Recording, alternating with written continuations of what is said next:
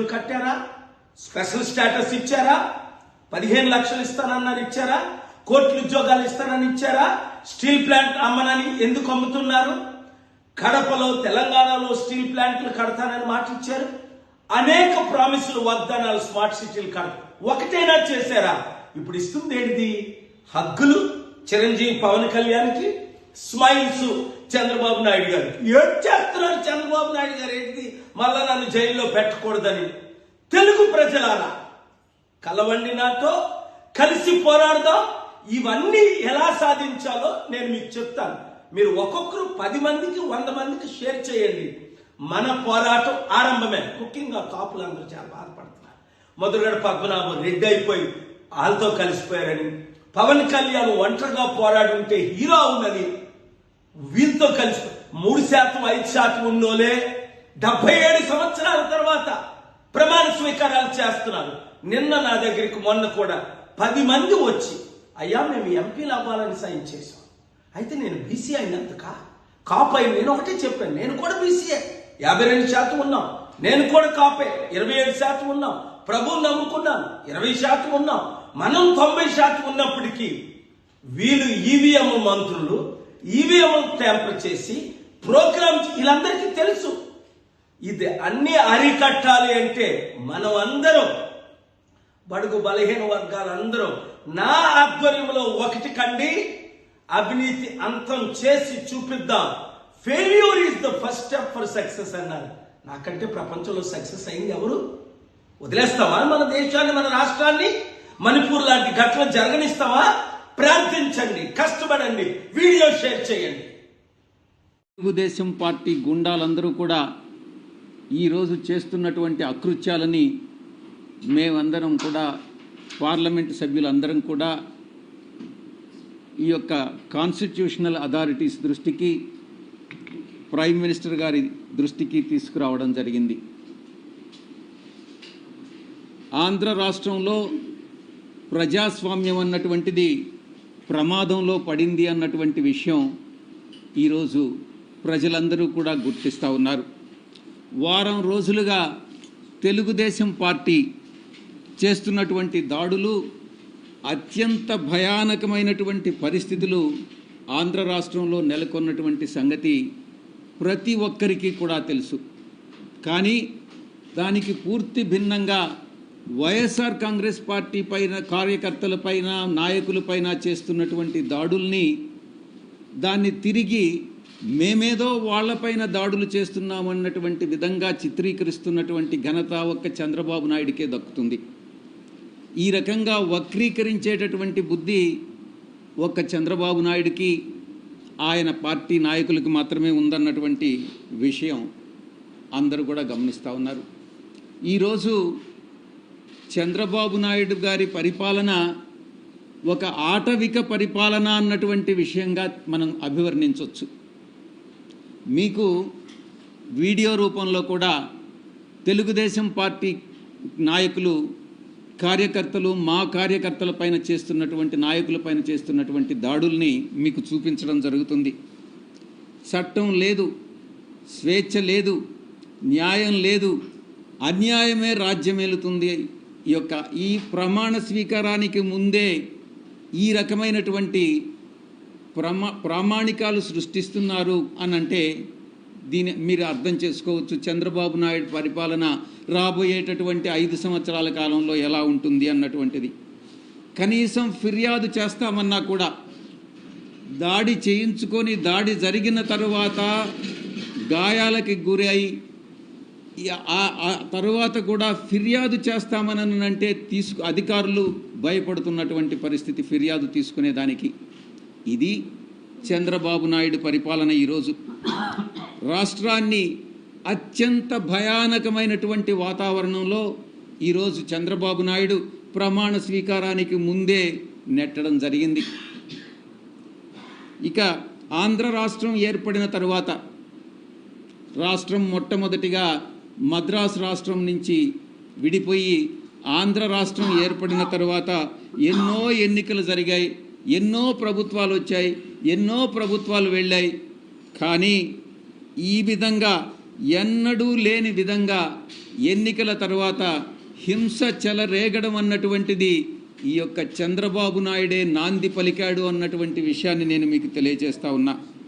ఎన్నికల కోడ్ వచ్చిన తర్వాత వైఎస్ఆర్ కాంగ్రెస్ పార్టీయే లక్ష్యంగా, పార్టీ శ్రేణులే లక్ష్యంగా కొనసాగినటువంటి దాడులు ఎన్నికల ఫలితాల తర్వాత కూడా కొనసాగాయన్నటువంటి విషయం మీ అందరికీ కూడా తెలుసు.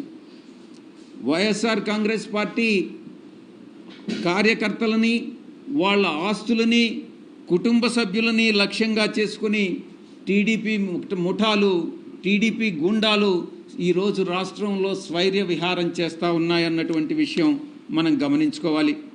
టీడీపీ ప్రభుత్వం అంటే గుండాగిరి అని చెప్పొచ్చు. టీడీపీ కార్యకర్తలా మీరు గుండాలా అని మేము ప్రశ్నిస్తూ ఉన్నాం.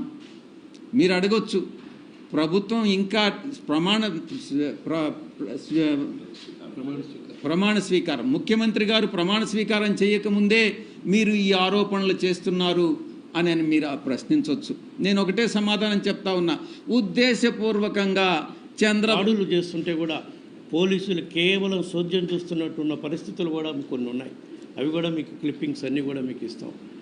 అన్ని జిల్లాల్లో ఎక్కడెక్కడైతే వాళ్ళు గూండాయిజం చలాయిస్తున్నారో ఆ జిల్లాలన్నిట్లో, మరీ ముఖ్యంగా గుంటూరు జిల్లాలో, నరసరావుపేట జిల్లాలో, గుంటూరు జిల్లాలో, పశ్చిమ గోదావరి జిల్లా, ఏలూరులో వాళ్ళ దాడులు తట్టుకోలేక సుమారుగా దాదాపు 2-3 వైఎస్ఆర్ పార్టీ కాంగ్రెస్ కార్యకర్తలు చనిపోవడం జరిగింది. దాడులు తట్టుకోలేక సూసైడ్ చేసుకోవడం కానివ్వండి, వాళ్ళ దాడుల వల్ల కానివ్వండి. ఏది పోలింగ్ అయిపోయిన రోజు నుంచి ఈ 7 రోజుల్లోనే ఎక్కడా కూడా పోలీస్ స్టేషన్లో పోతే కేసులు బుక్ చేసే పరిస్థితి కూడా లేదు రాష్ట్రంలో. అంటే ఒక కుట్రపూరితంగా రాష్ట్ర ప్రభుత్వం ప్రమాణ స్వీకారం చేసే లోపే ఈ చర్య జరిగితే ప్రభుత్వం బాధ్యత వహించదు. ప్రభుత్వం అంటే కొత్తగా అధికారంలోకి వచ్చినాయంటే ప్రభుత్వం బాధ్యత వహించకుండా ఉండాలని కార్యకర్తలను రెచ్చగొట్టి తెలుగుదేశం గుండాలతో ఈ విధంగా రాష్ట్ర వ్యాప్తంగా రాక్షస పాలన తలపించే విధంగా పరిస్థితులు ఉన్నాయి. దీనిపై వైఎస్ఆర్ కాంగ్రెస్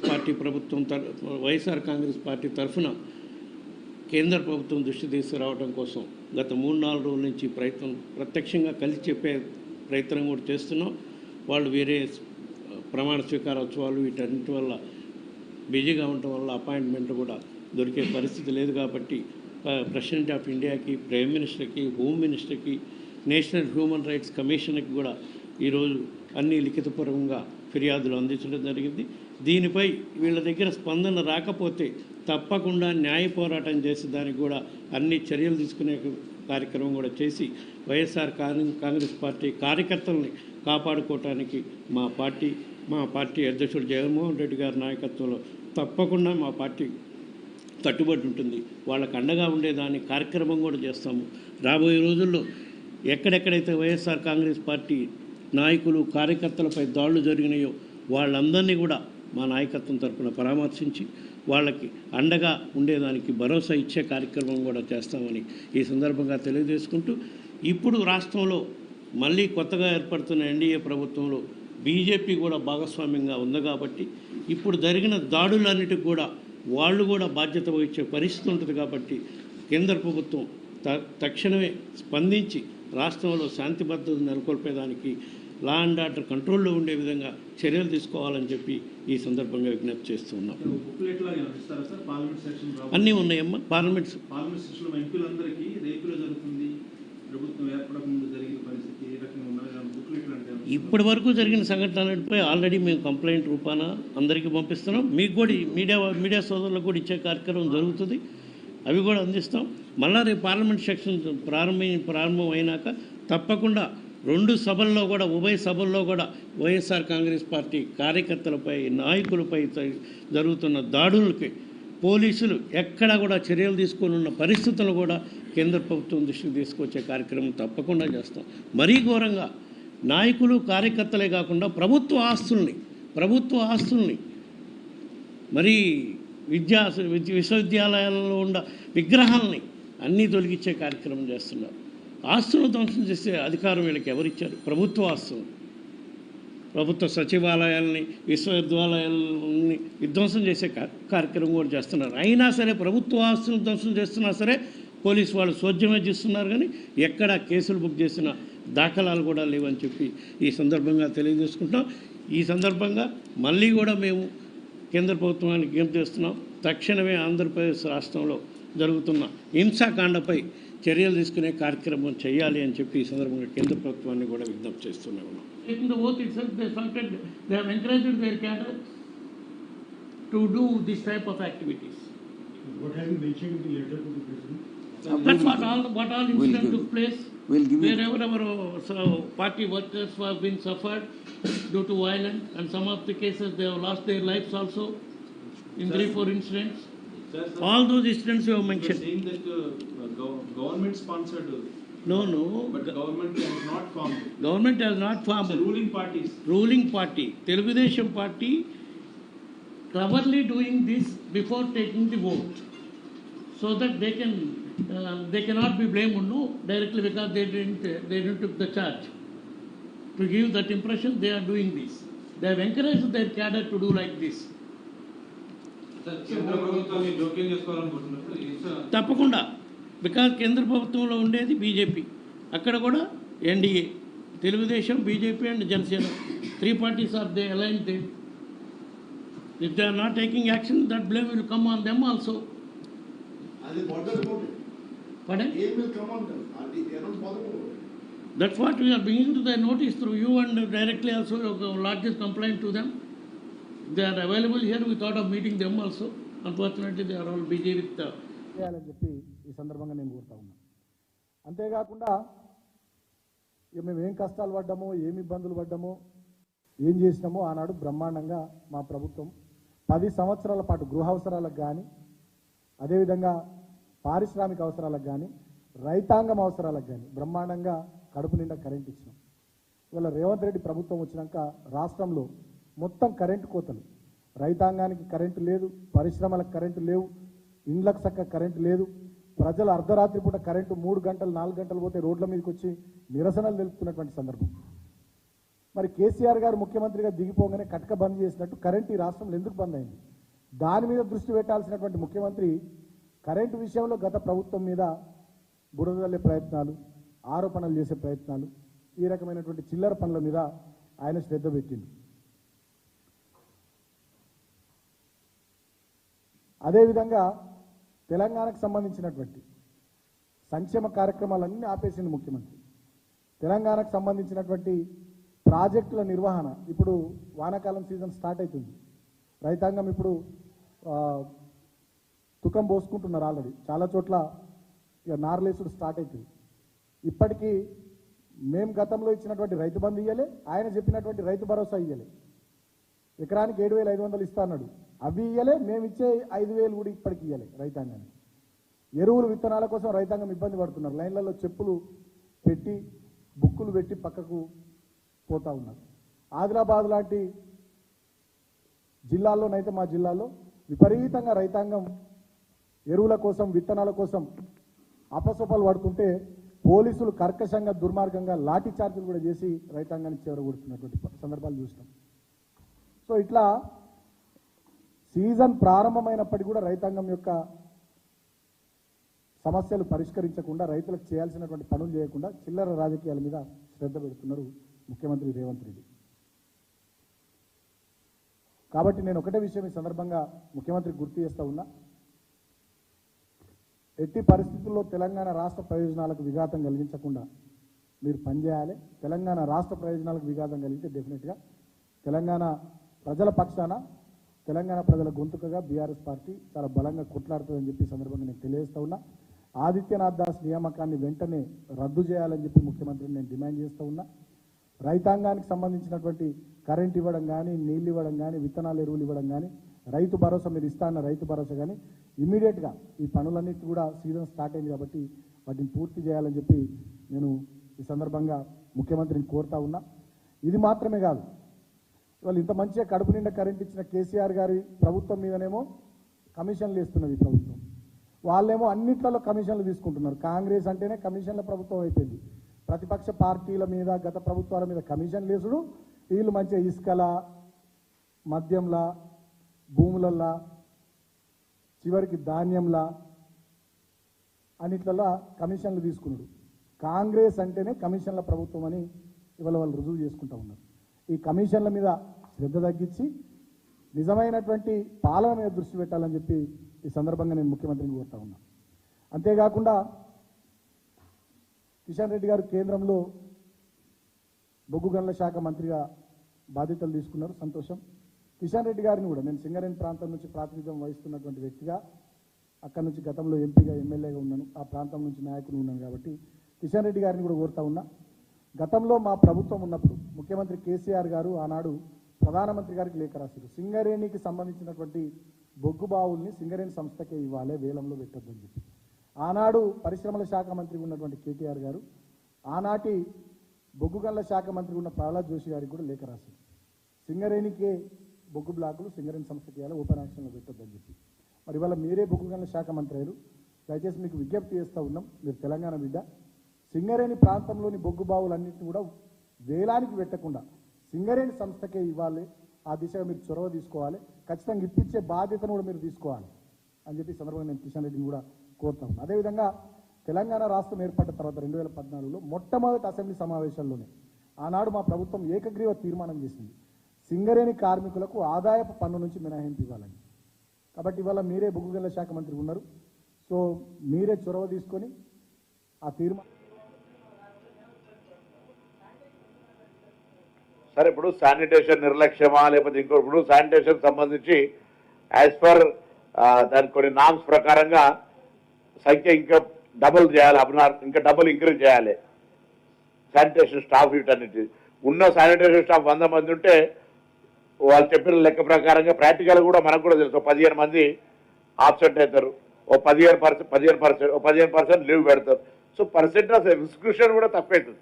ఇష్యూ ఉంది, ఇష్యూ లేదు నేను కాబట్టి I'm very fine, 100% it's okay అంటే బరాబర్ శానిటేషన్ ఇష్యూ ఉంది. శానిటేషన్ సంబంధించి రామ్కీ తోటి జరిగినటువంటిది కావచ్చు, లేకపోతే సోమా కంపెనీతో జరిగినటువంటి అంటే lifting from households, then దాని పాయింట్స్ రేక్ చేరడానికి ఉండే ఇవన్నీ ఒక సైకిల్ చేయడం, దాని మీద ఒక డీటెయిల్ రిపోర్ట్ అడిగినాం. దాని మీద ఏ విధంగా ఇంప్రూవ్మెంట్ చేయగలుగుతాం అనేటువంటి అంశం గురించి కంప్లీట్గా ఇంటి దగ్గర నుంచి డంప్ యార్డ్ దాకా రీసైక్లింగ్ పాయింట్ దాకా ఉండి దాన్ని ఏ విధంగా మేనేజ్మెంట్ చేయగలుగుతాం అనేటువంటి దాని అంశం మీద. తర్వాత ఈ చికెన్ ఆర్ వీటి మటన్ వేస్టేజ్కి సంబంధించి కూడా రెవెన్యూ చాలా ఇంప్రూవ్ అయింది. గతంలో తీసుకున్నటువంటి నిర్ణయం మీద సమీక్ష మంచి చెప్పినాం. అది ఆదాయం జిహెచ్ఎంసీకి పెరగడానికి అవకాశం ఉన్నప్పుడు దాని అగ్రిమెంట్ కూడా రివ్యూ చేస్తాం. ఇది ఇప్పుడు పెద్ద ఆదాయం, ఎందుకంటే అది ఈ పెట్స్కి సంబంధించిన ఫుడ్ను తయారు చేస్తున్నారు టెక్నాలజీ మారిన కాలంలో. అప్పుడున్నప్పుడు అటువంటి ఏ పరిస్థితి ఉందో ఇలా దాన్ని ఆదాయం రెట్టింపు చేసుకొని ఆ అంశాన్ని కూడా చికెన్ వేస్ట్ మేనేజ్మెంట్ అనేటువంటిది ఒక బిగ్ ఇష్యూ. సో దాన్ని కూడా మేము రెవెన్యూ పెంచుకోవడానికి మున్సిపాలిటీ జిహెచ్ఎంసీ ప్లాన్ చేస్తాం.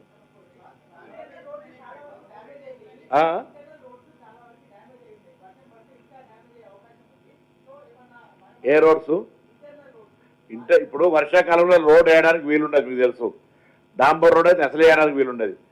ఎక్కడైనా చిన్న చిన్న డాంబర్ రోడ్ డ్యామేజ్ అయితే మున్సిపాలిటీ సంబంధించినటువంటి ఈ హాట్ మిక్సింగ్ ప్లాంట్ ఉంది, దాంతో ఇమ్మీడియట్గా ఆ ప్యాచెస్ను పూర్తి చేస్తారు.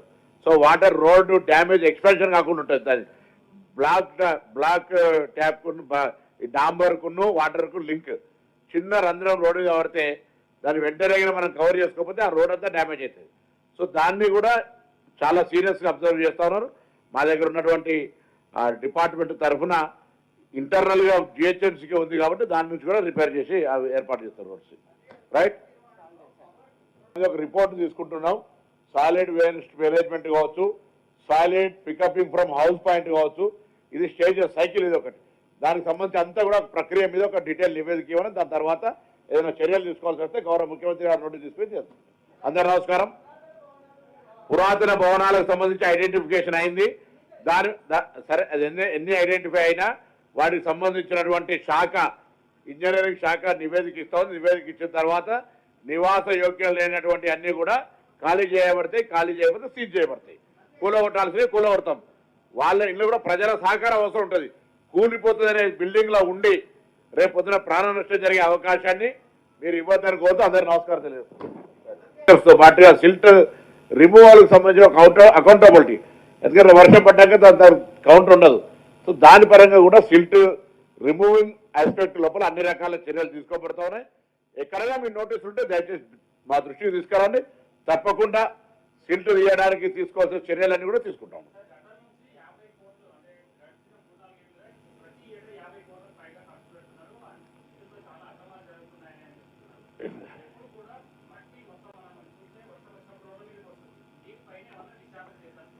ఇప్పుడు మీరు సరే అర్బన్ డ్రైన్ గురించి ఫ్లడ్ గురించి అడుగుతారు. నేను ఐఎమ్ ఫ్రమ్ రూరల్ బేస్డ్.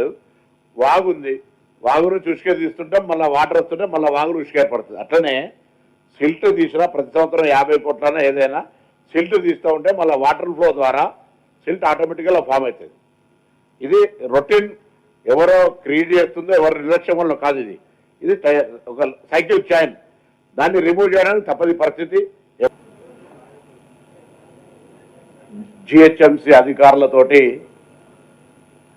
ఒక హెచ్ఓడికి సంబంధించిన ఒక రివ్యూ తీసుకోవడం జరిగింది.